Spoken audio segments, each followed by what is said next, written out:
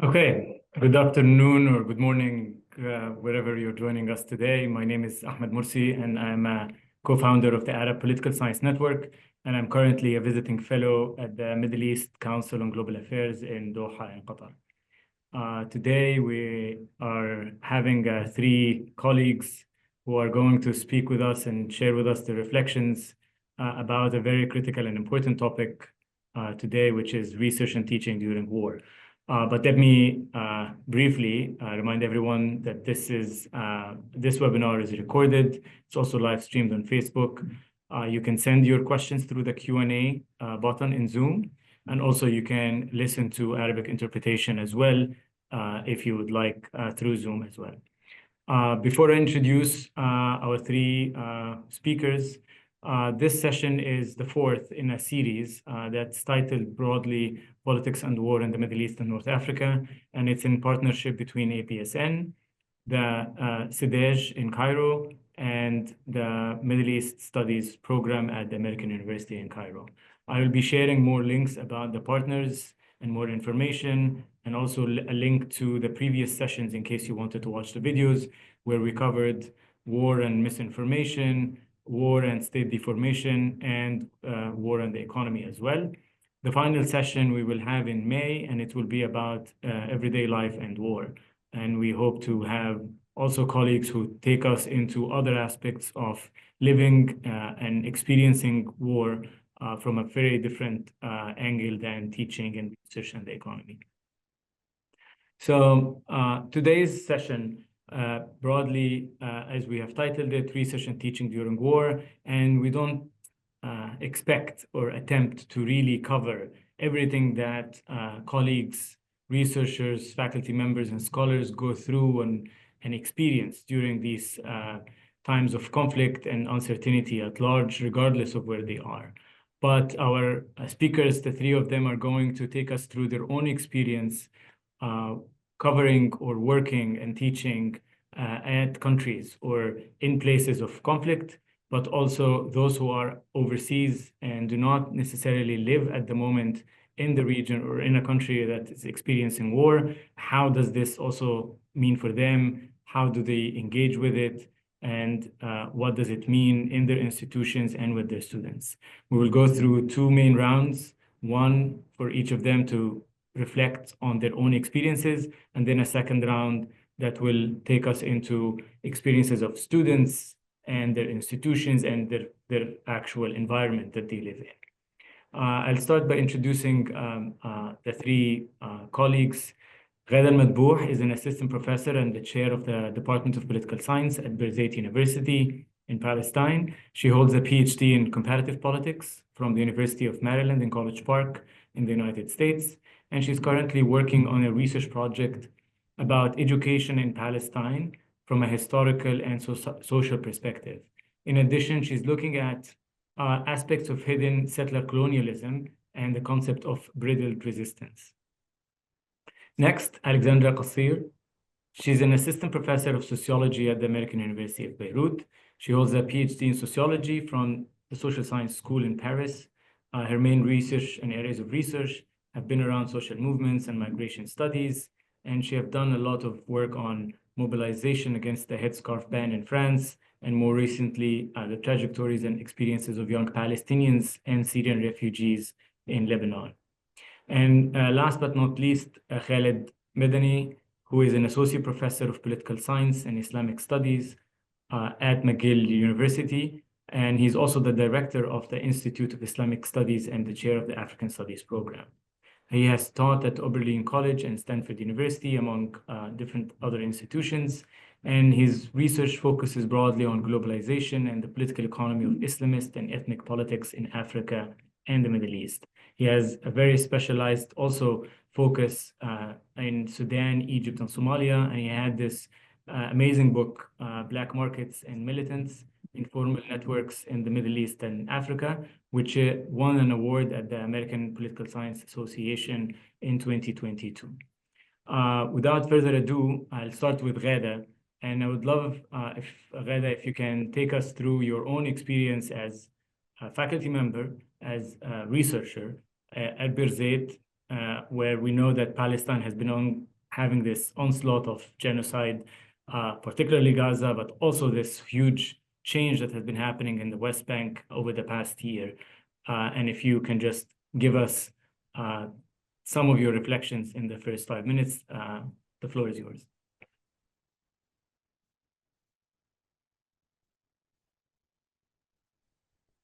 You're muted. Thank you, Ahmed, and the presenters and the organizers, everyone here. This is a very interesting and hard topic to talk about, so I really thank you for addressing this issue.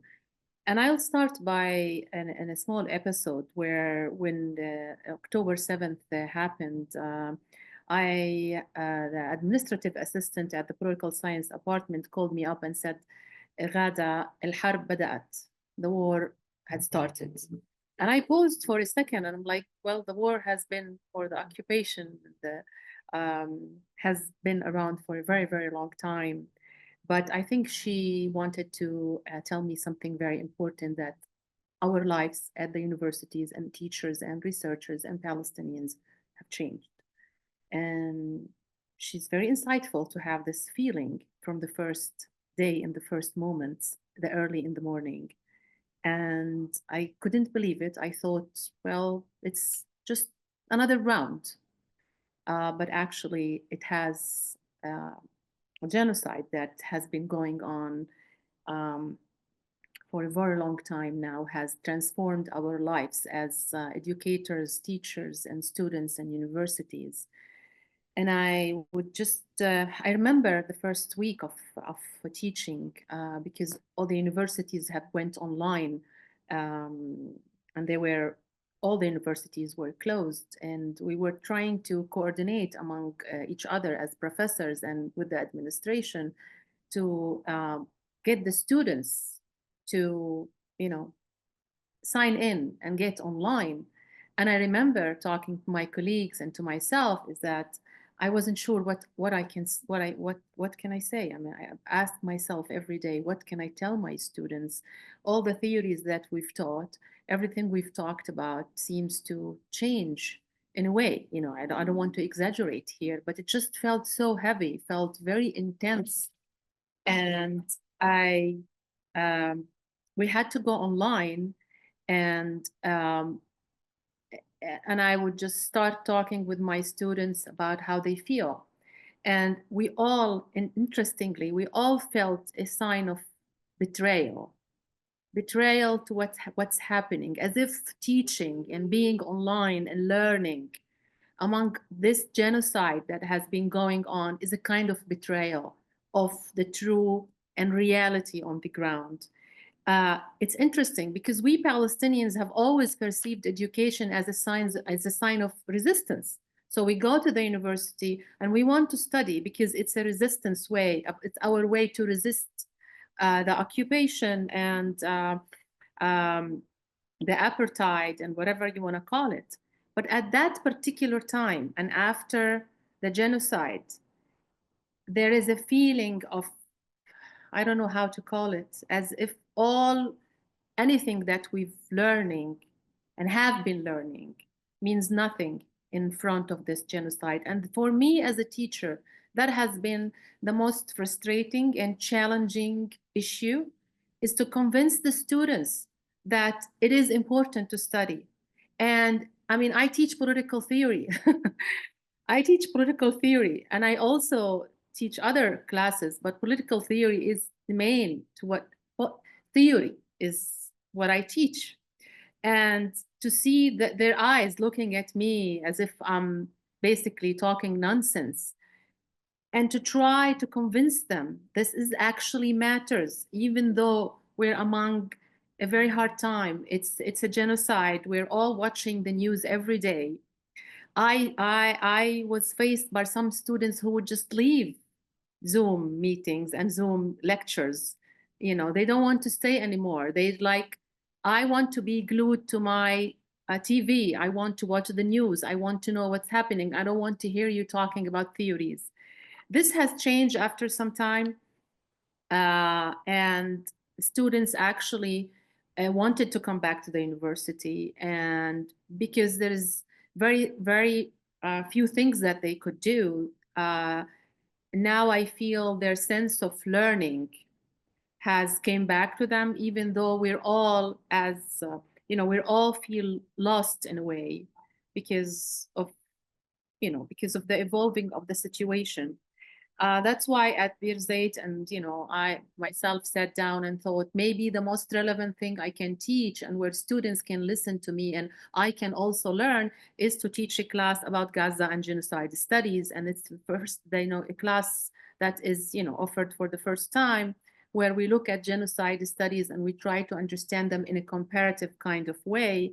And I find ironically, I like this class because it makes us all feel, students and teachers, that we're part of what's happening and we're engaging in a knowledge that will lead us somewhere. And I don't know how much time is left, but in terms of research, I think any kind of cultural and academic production have been really hard during the genocide, but we're trying now, we're getting back now to kind of our senses, or trying to feel ourselves, and to start writing. But it's really, really hard, because again, there is this sense of no words that can explain what's happening. I will stop here because there is a lot to say, actually. So I'll leave it for your questions, Ahmed, and for the audience questions about many initiatives that the universities have taken to support Gaza and research and teaching during the genocide. Thank you, Ghada, for starting us off. And I can't imagine having to reflect on this after living through it and very close to what's happening in Gaza as well. Some of us do not have this, even though we watch it on the news or read about it, but living through it or in that proximity, I think it's a very different experience altogether. And I would like to go to Alexandra next. You have been in Lebanon, you're at AUB, you teach sociology, you've done research in sociology. What can you tell us from your own experience? And it's different than Gaza, definitely different than Palestine, but still Lebanon have been going through a series of challenges, either domestic or with also Israeli attacks that has been in the south, but also around Beirut.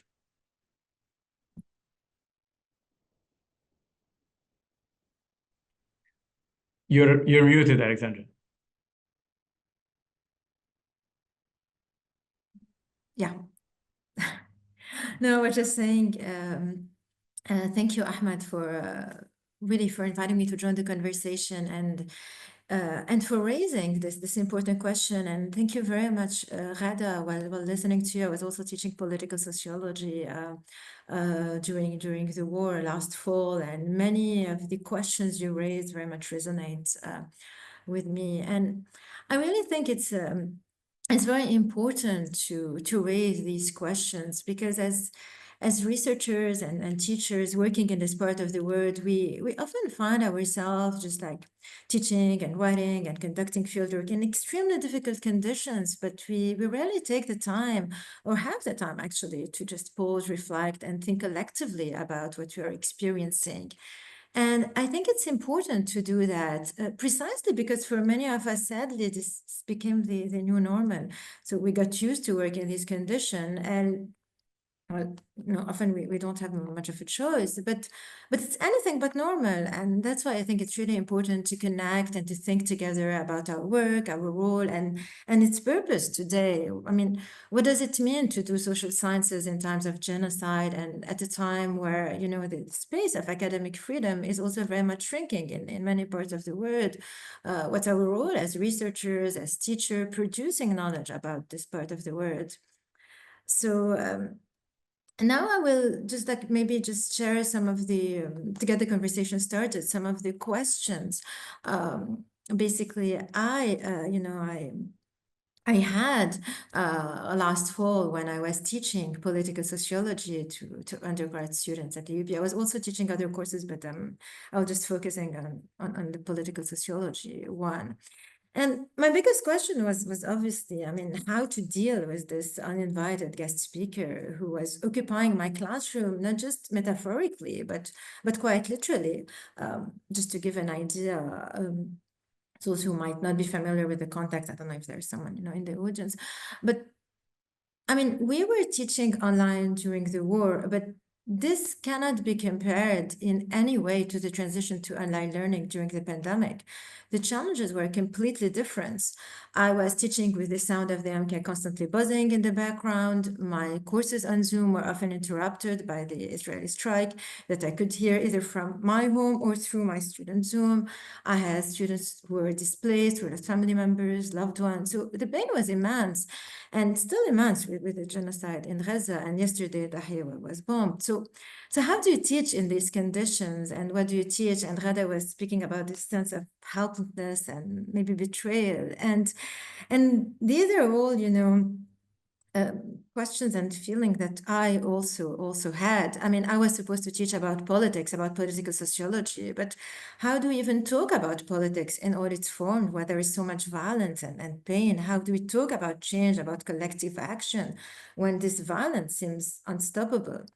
And so while trying to answer these questions about how do I teach, what do I teach, in a way, I kept going back to a third question, which is what helped me find answer in a way to these two. And that is, why do I teach? What's my role as a sociologist? Now, I think we just have a minute or two, so I think it's difficult to summarize, teaching and my learning journey, in a minute. But maybe I will just share a few reflections. I don't know if we have a minute or two left. So in the first session, actually, after class resumed online at AUB, I decided to read with my student excerpts from Bell Hooks' book, Teaching to Transgress: Education as the Practice of Freedom. And there's this beautiful part where Bell Hooks talks about her relation to theory, and she says how, she came to theory. She says, I came to theory because I was hurting. The pain with me was so intense that I could not go on living. I came to theory desperate, wanting to comprehend, to grasp what was happening around and within me. So this is a small excerpt that, we read more with the students. And the reason why I chose to start with Bell Hook, although the contexts are very, very different, it's because it was essential for me that students find meaning in what they're doing.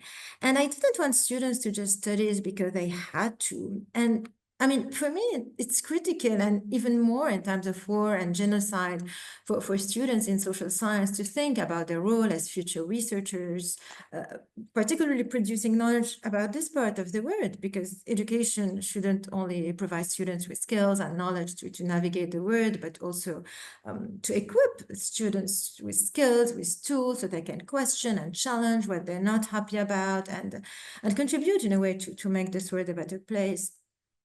So what I did is that, very briefly, I essentially tried to prioritize. I adopted a student-centered and an inquiry-based approach, and I chose to prioritize student questions. So I restructured my entire course around the key questions that were or that became of greater concern to students since the beginning of the war.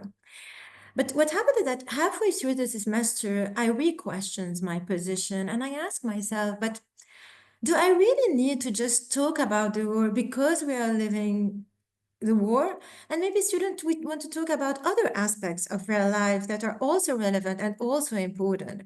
And in a way, I felt that I was letting this uninvited guest speaker impose its own agenda. So we had a big discussion about that in class with the students, and I gave them the option to choose any question that interests them, and actually some were indeed more interested in working on other questions. But regardless of the question that we were addressing, my objective was essentially to try to create this space for students to critically think about their everyday life and to put it in conversation with the theory covered in the course.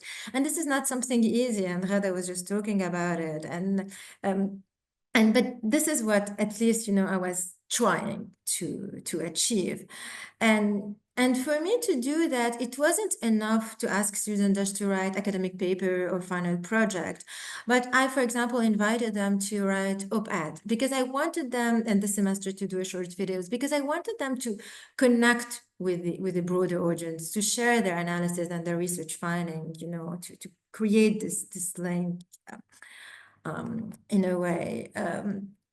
And maybe one last point very quickly, that I had these two objectives in mind, but the biggest question I think that we often don't talk enough about is how can we create a safe space during the war for students? You know, when you have this uninvited guest, as I was referring to it, and we're basically trying to silence you. So it's not at all about cutting ourselves from the outside world. It's not about that, but it's simply about, you know, having the mental space to think and function and read and, you know, write. So what I try to do is that I prioritize collaborative learning. It was, you know, the only way I found in a way. And I felt that it was critical, particularly in a time like this, to build, you know, community and collaborate together. So yeah, maybe I'll stop here. Yeah, thank you, Alexandra. I mean, I think it's also showcase some of the differences, even if there is some sort of similarities on some level to other conflicts or wars, but I think also experiences of Lebanon and Lebanese institutions have its own unique maybe angle. I'd like to move to Khalid, and you have your experience as a scholar, as a researcher, and mostly now when you're in McGill, you're not in the region particularly at the moment. I bet it's different. It's you're reading this, you're seeing it, you're experiencing differently, even if you have done your own research in the region before or had your own visits and field work before. And I would like you to kind of give us a sense of how did you experience this as scholar researcher from afar, and how are you kind of engaging with it through your teaching or through your research? Thank you so much, Ahmed. I'm so honored to be in your company and also with Alexandra and my old friend Ghada. You know, being far is relative. I'm also from Sudan. And so in April of 2023, this huge war, of course, occurred. And then following October, our sister country, of course, went through that, and then Lebanon, where I was born, actually, and then Yemen and Syria. So, but that poses a dilemma. I mean, I'm honored to be here because just to listen and also to learn. But from my vantage point, you know, you kind of make strategic choices when you're not in the region. And the choice that I made, and I think many people make, is to think of research as resistance. I have always been concerned with the kind of shortfalls associated with those conducting research in the Arab region.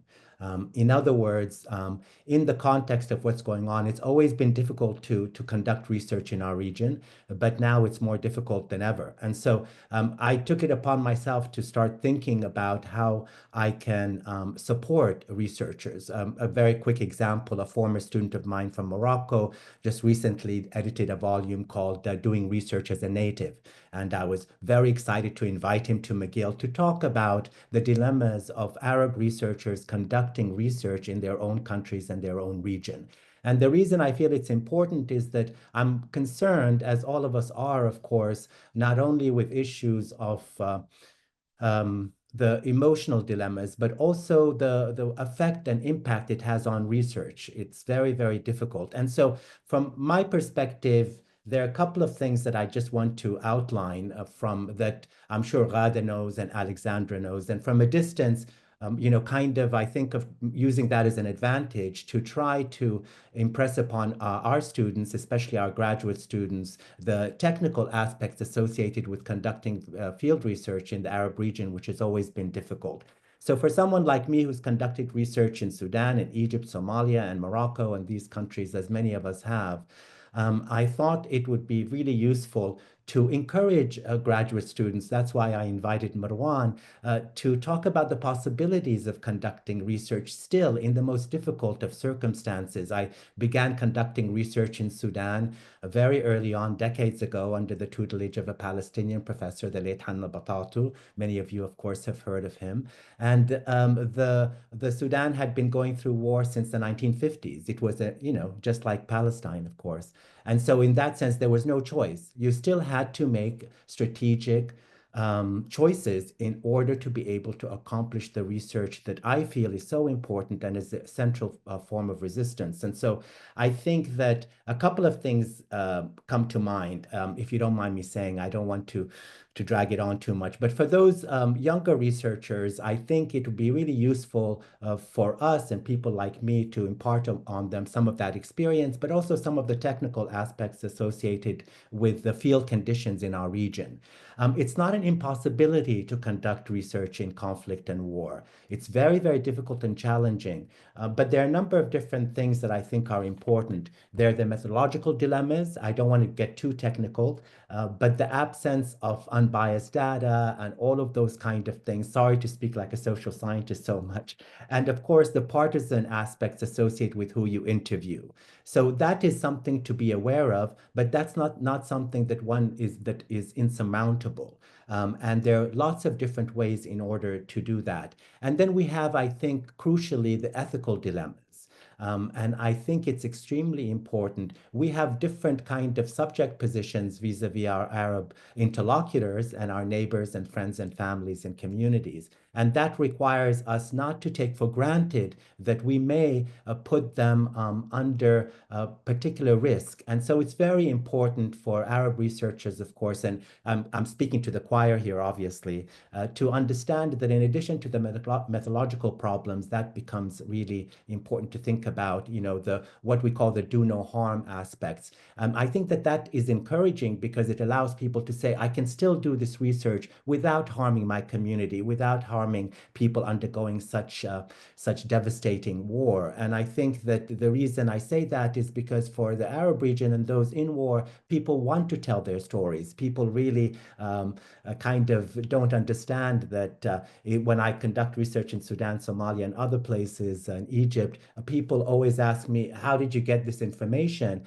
And for me, it's always like, well, it's just really a matter of trust. I take that very seriously, and people really need to understand how to build trust in terms of the research. There's also the comparative aspects of it. The reason I reference Morocco and Egypt and Sudan and Lebanon is that we can learn from each other. There are lulls, and Sudan is a cautionary tale, but also there's a lot of ways to learn, let's say, from the different aspects of the war, those moments and those sites where you can conduct research and those areas where you cannot conduct research. So I think that becomes a really important aspect. So, in what instances and in what ways is it possible to conduct research in particular kind of context? There are moments where it's an impossibility and we cannot encourage our students to do that. But there are moments when I think it's really, really important. And I want to conclude, which is, we can talk about the students in the second round because I have a lot to say about the students, obviously. But I wanted in this particular kind of audience to really talk about what, frankly, those of us outside and our colleagues who are not from the region and do not understand, and that is the emotional aspects associated with research. We have to really come to terms with the stress level, not only obviously people in the region themselves who are participating in research or who are being generous with their time, but also people outside from the region that really undergo a lot of emotional trauma, which is really something that I'm going to generalize here, of course, is that we don't always face head on. And I think it is understandable and okay to realize that in these particular situations and in the wars and the context of all our many countries, that becomes a really important aspect to keep in mind. And there are different strategies to deal with that. Of course, I'm not going to, tell people how to address those, but I will say that one of the tried and true strategy has been to have networks like these, to conduct research, supervise research, and have a network of Arab researchers. So I'm not saying this lightly. When you invited me to come, I was so excited, not only for your sake, but mostly for mine. And so, it's a form of therapy for me, and I hope it is for many other people. So let me conclude with that. Well, thank you, Khaled. This is very, very useful, I think. And I know you try to avoid the technical part, but as a social scientist, I think it's also very important to remind ourselves, but also our colleagues, students, and others of some of these intricate and very critical points, particularly at moments like this, when I think some of us have a hard time managing some of the expectations, the hope, and the trauma that others are experiencing as well. I would like to shift the conversation a little bit towards the teaching part and the students. Alexandra mentioned some stuff that she tried to do in class with some of the students. I would like to go back to Ghada and ask about, as a chair of the Department of Political Science at Birzeit, going through what's happening in the West Bank, but also in Gaza, but also the region at large. I think it's also important to recognize, as Khaled was just mentioning, that there are a lot of other things that are happening. They might not be, of course, on the same level of the genocide. However, there is still stifling spaces of research. There is difficulties surrounding certain topics, and so on and so forth. And I think it's important to recognize what can we do, how do we do it. You have a very specific, of course, role here as the chair. So you have an academic or a responsibility towards your maybe colleagues in the department, but also your students in the classroom. And reconciling, I think some of this is very challenging. And I'd like you maybe to reflect with us, how have you been managing this in the past months? Okay, well, this is a big question. Do I have, 5 minutes? I will try to be precise and tell a big story in short sentences. I will just say to Khaled, I think where academics are very privileged, because I think teaching is always a continuous therapy for us. And it's a way to be vulnerable in front of our students and ourselves. So I think no matter what, within, whether it's war, genocide or not, it's always a privilege to teach and to discover ourselves through teaching, honestly, and through our students. And it becomes more intense, and it needs, it becomes harder to go within the self during times of war and genocide, because there are critical issues that we all have to face.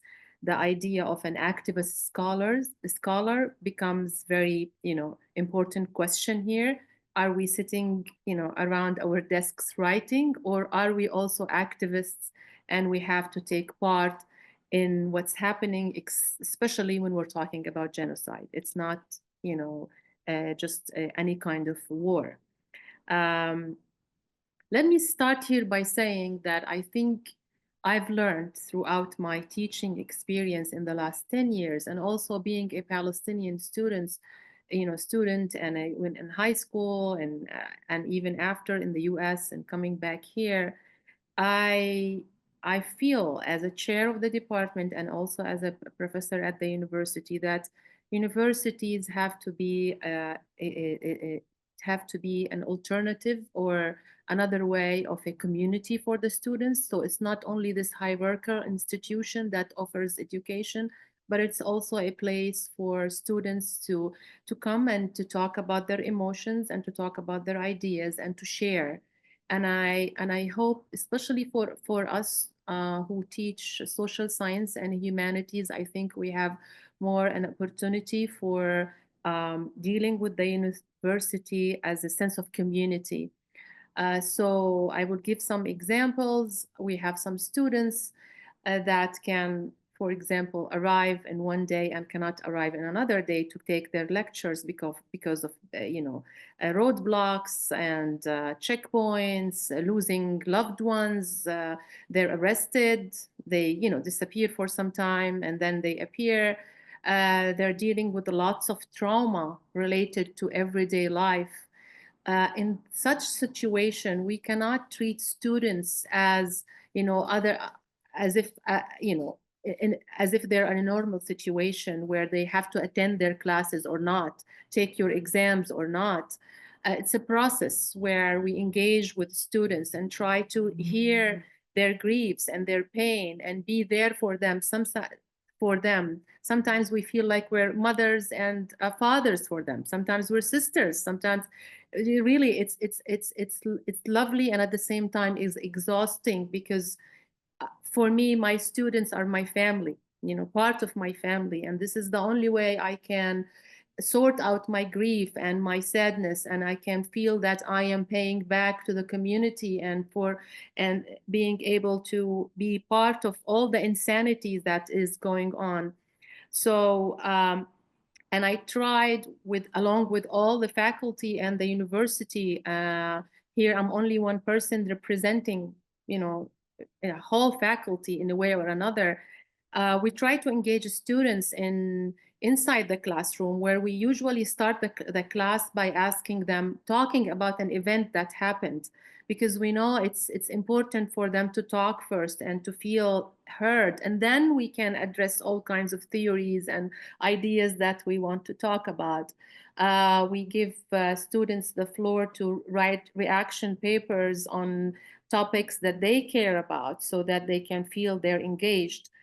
In this semester, we hosted an exhibition. It's called Gaza Remains, and the students were part of the whole process of, working on the exhibition. It felt, really great to be part of such activity, and for feeling that they give back to the community. They almost every week they come to me with new ideas about how they want to do new activities regarding what's going on. And I try to be open to all the initiatives, and sometimes we can, play with the initiatives. Sometimes we have to postpone them. Sometimes it's too dangerous to work on them, and then we try to have a dialogue.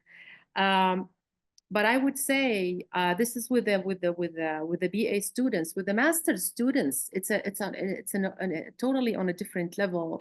I teach at the Israeli Studies program, where we have, among all the master's students in our university, we have brilliant students who are coming to us with the great research from the ground, anthropologically, talking about the unobserved the unobserved way of occupation. It's one thing to talk about demolishing and homes and arrests and war and killing, but there are unobserved ways, whether psychological, whether sentimental, knowledge production. And Khaled talked about that a little bit. I think what students are doing now, what they're writing about now, and how the way they were affected by the genocide, is that they really want to be part of knowledge production, and they feel that no one has the upper hand over telling the Palestinian story, especially after the genocide, but the Palestinians.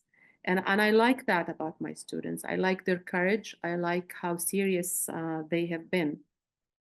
But I also want to talk about research from Gaza. I know I'm not in Gaza, but we are in a close, you were in touch with our colleagues there. I was impressed. I have been part of an initiative to fund research in Gaza for PhD students and faculty. And at the beginning, when we were discussing this issue, the committee felt that we will not get research from Gaza. People are under genocide. They can't really write. They don't have laptops. They don't have books. But to our surprise, 80 Gazans have applied to this fellowship with great research from the ground, Khaled. You're talking about, anthropology. And I have a lot to say about the process of how they applied. So they will be running from one place to another, holding their laptops, carrying them as if they're carrying their kids, and asking us to wait for a bit, to extend the deadline because they lost their internet, because they've been, they have to run from one tent to another. And the kind of research they wrote and the proposals they submitted are really great. I'm impressed. I'm not surprised, by the resilience of the Gazan people. But I'm impressed for those who can write proposals in a great language with a great structure while they're being killed.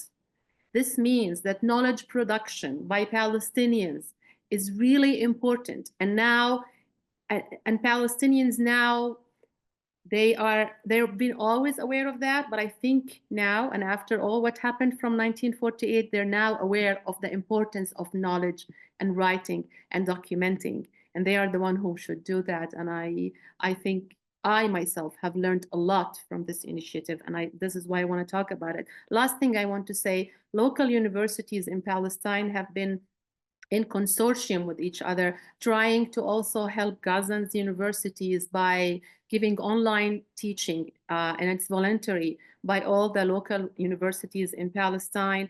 And also, we have different kinds of research initiatives between West Bank scholars and Gazans, where they write together and try to fill this gap of research in this exact time where Palestinians have to write their history. I'll stop here. Thank you, Reda. I think, I mean, there is a need for a longer conversation about what has been happening in Palestine in general with regards to education and research and teaching and producing not just knowledge, I think just the stories, bringing them out across the board, not just about the war and the destruction and the killing, but also about the survival of these communities across the country.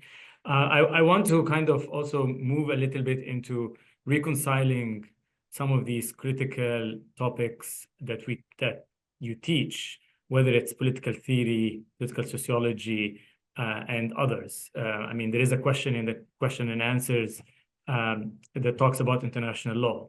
I mean, international law and all of these conventions that we have studied or knew about or have listened to the importance of respecting them, that are, of course, completely do not exist when it comes to Palestine, but also when it comes to other cases in the region. I wonder if, Alexandra, you can reflect on this. How are you dealing with this? How are you also engaging with the students in this regard? And if you, as a scholar, as a faculty member, have your own doubts with regards to writing about some of these and what can we do about it? And I think Khaled will come to you also with some of that question, but I will add something with regards to you being in a Western institution, in the sense in North America. How is this something you are also dealing with regards to fallout from protests or standing with Palestine and Palestinians and so on and so forth? So I think this would be our next two questions for Alexandria and then to Khaled. You're muted again.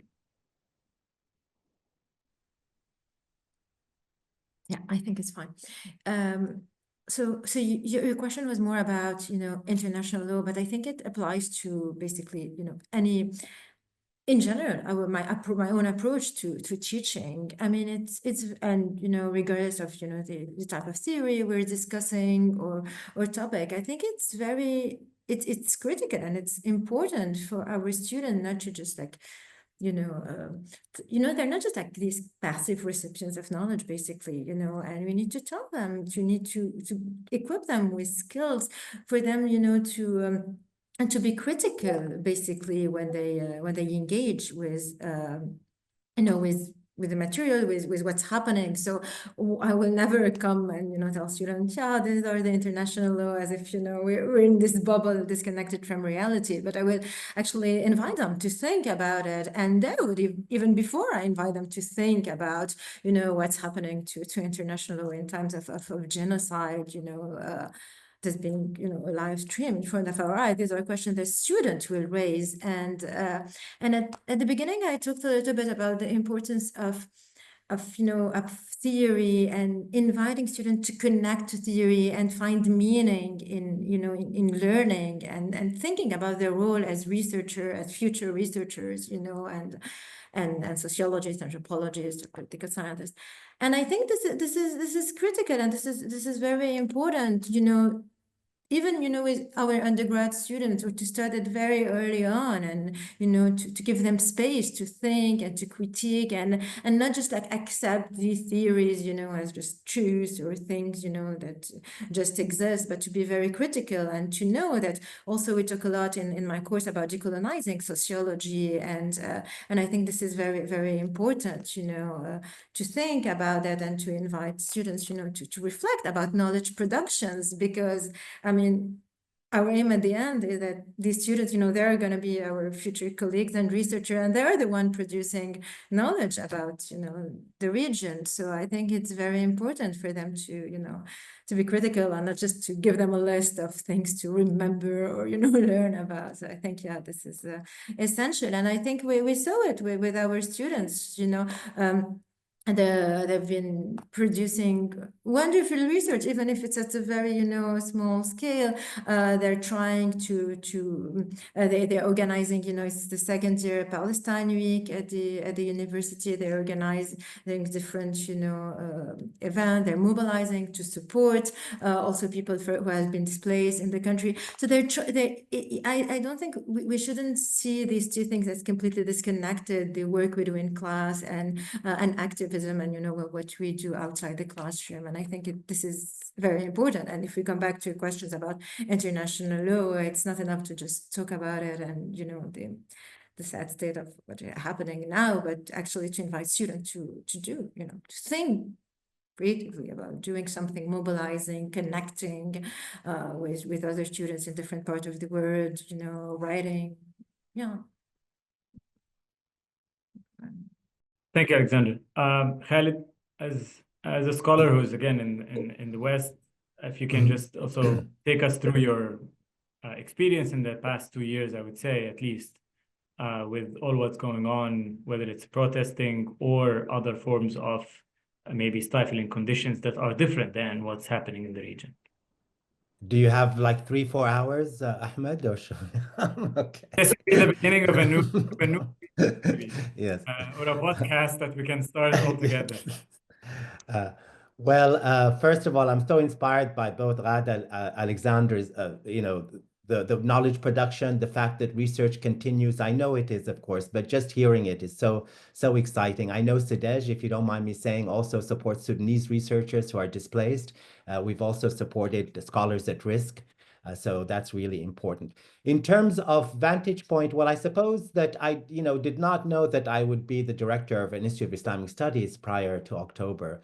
And so it's been, how should I put it? It's been a great sense of responsibility. And I think that, and also a great source of pride, which is ironic, I think.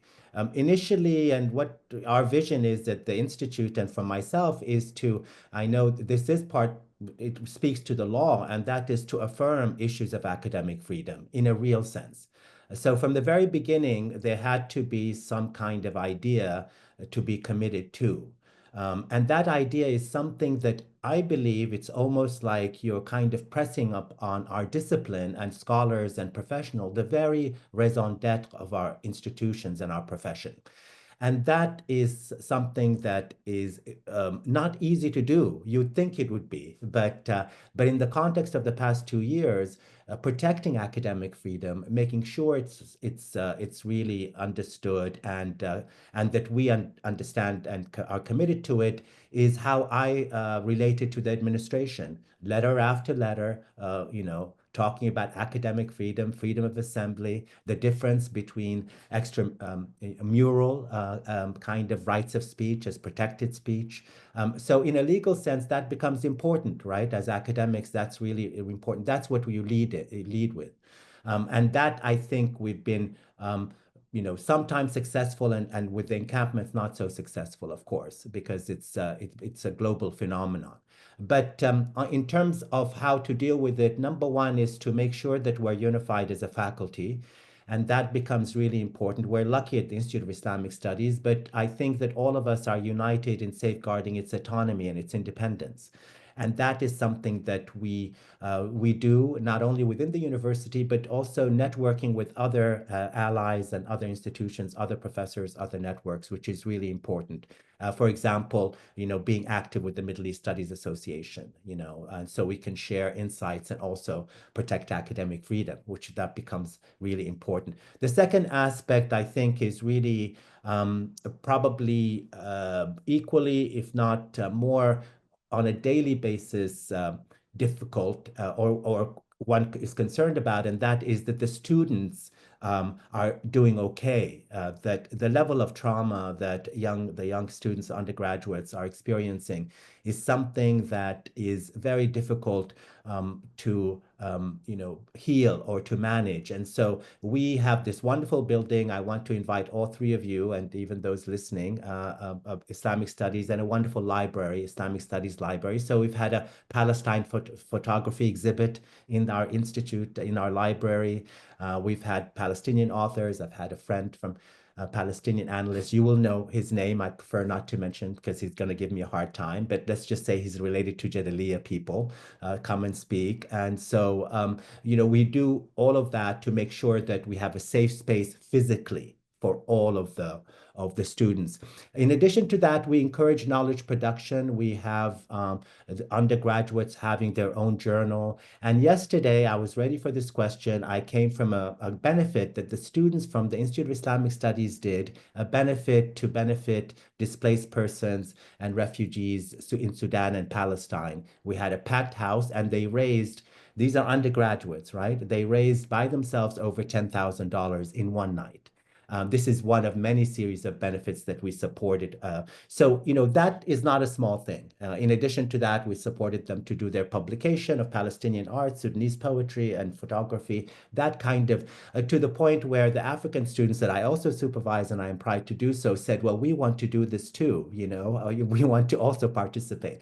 So we build coalitions, we build a community. I've always, having lived and born in different places in the region, I've always felt that we need to be together. We had a Sudanese poet, Syrian singer, oud player, a Palestinian poet, African-American poet. That's how we do it. We bring everyone together and make sure they understand that, with strength there in numbers. I have always insisted that our Arab colleagues really engage with African colleagues more closer.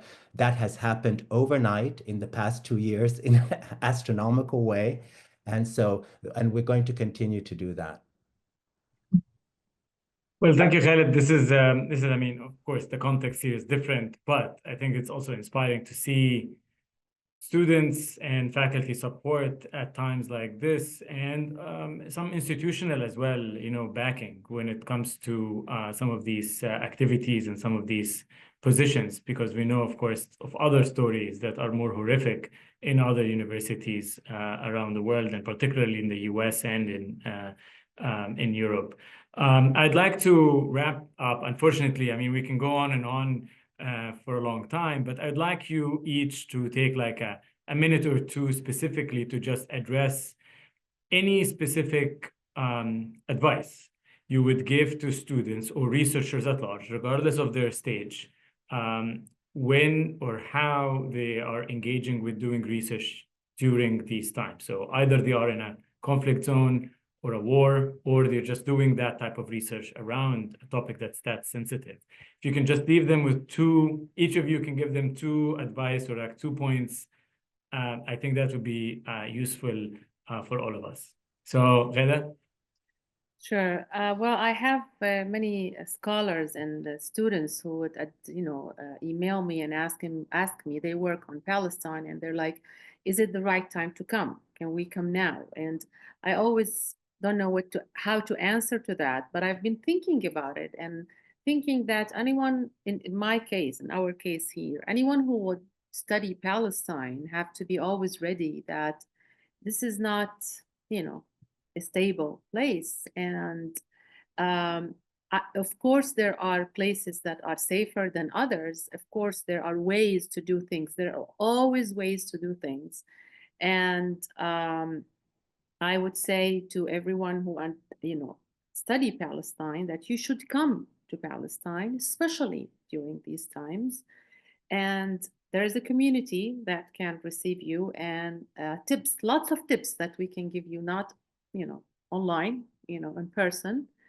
But I also, one of the questions here that I agree totally about, I'm not going to take a long time, is the idea of censorship. Are we academics able to write and address all the issues as we used to address before, not only in Palestine but globally? I think this needs another session, Ahmed, because there is censorship over teaching now, whether you're in your country or abroad. And we really need to address these issues as scholars, and we really need, because we need the support of each other. We can't work individually, of course. So, and I think I think ethnography, you cannot go around ethnography, especially in areas under war and during genocide, to sit with the community and to talk about what's happening. And there are now new approaches of studying genocide, among genocide studies, is that genocide is not only defined legally and not only defined as a process, but it has to be defined by the people where the genocide is committed against. We have to hear their narratives. They are the ones who define what genocide is and is not, and not the ICJ, and not the number of people that has to be killed so that this thing is qualified to be a genocide or not. That's why we need scholars to come and study ethnographically what people talk about their everyday life. And this is what constitutes genocide. Thank you, Ghada. Alexandra? Well, when you ask me to give a piece of advice, this means that also I, in a way, would know better than the students, but I really want to say that I really also learned a lot from my students, undergrad, grad, a lot while teaching, and also I learned a lot from the people with whom I conducted research. So it's, I think this is something important to keep in mind, and to also, remind students and, who will be future teacher, that I will also learn a lot from their students in the classroom. If I have to give one piece of advice, I will talk about methodology. And I think we often think of methodology as something that's just like a technical issue, but it's not. I think it's at the core of the knowledge production. And I mean, in my own research, I always favor participatory approach and collaborative approach, but now sometimes it became this kind of buzzword and we, put it everywhere. But I think it's very important to think about different mechanisms and different way for our research to really be participatory and to really think together with the people with whom we're conducting research. So yeah, I will invite my student to think more creatively, to think about methodology, not to be afraid to explore, beyond the classical, toolbox basically that you have. Yeah. Thank you. Khaled, last but not least. Well, I don't know what further advice I can give. I completely agree. I'm taking advice from your guests as well, from the panel. I think over the years, with the students I've had, I mean, in terms of the graduate students, some of the most poignant interactions I've had when I'm in different Arab countries is young people asking me that, they want to do a particular kind of research, because we shouldn't have to shy from the fact that we do research also for normative reasons. Of course, most people do, but sometimes I think that in the past, there's this kind of devaluation of our commitment, our normative political commitment to the work that we do. And so that often affects the choice of the research that the student wants to do. And in difficult context, in conflict and war and genocide, my advice for the younger scholars is that everything is intellectual. And, there's so much that can be done, as Alexandra was mentioning, in methodological terms, but in the choice of topic. It could be music, it could be whatever opportunity is there, is profoundly important as a source of research. I did a particular kind of research that was very, very difficult to do at a particular time, but that was a different time and a different context. And also it took me many, many years to do. I was committed to it for many years because of,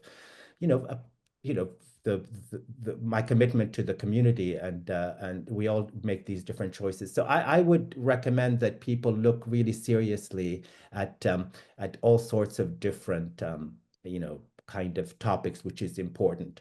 And for the undergraduates, I spent 50% of my time building support networks for them. While they they're doing it already, what we can do is to help them solidify these support networks, because those are not only healing in this context, but they also generate, as Ghada was saying, such amazing, unexpected production of knowledge. And if you want evidence, I can send you some undergraduate journals for you to see. And it's a wonderful surprise, and it doesn't take too much to really think about those networks they've already established, and to do what we can to support them and consolidate them, and even just show up once in a while and say we support you, which is what we did, all of us from our faculty last night, for this community benefit. Well, this is, first of all, thank you very much for being here today, and thank you for everyone who stayed with us. I know it's only 1 hour, but definitely this conversation is much longer, and it needs more and more engagement. And I would like to continue this on some level. I would welcome any feedback from the participants to APSN and the partners for this series, but also from Ghada, Alexandra, and Khalid. If you have any links, if you have any suggestions that you would like to send out to a broader audience through the listservs of CEDEJ or APSN or others, please feel free to reach out, and we'll be happy to select some of them that are relevant to our work, and then just share them with the wider community. We have one more event in May that we will announce very soon, but I also wanted to take this moment to mention 2 other things. If you are attending the biennial conference of the Arab Council for Social Science, which will take place in Beirut in mid-May, APSN will have a panel. It will be talking about also more pedagogical teaching during war with other colleagues and other experiences. It's one of the very important conferences that happens for social science in the region. And if you're in Beirut, please stop by the conference. The other thing is APSN, in partnership with the Arab Reform Initiative, is going to launch a series that's more focused on Syria and transitions. And it will be more of a comparative discussion around transitions with, of course, Syria as the focal point in this. So also stay tuned for this. The first session will be on May 5th. Again, thank you all very much for being here today. Thank you, Ghada, Khalid, and Alexandra. I really appreciated your insights, and we look forward to continuing this moving forward. Thank you again.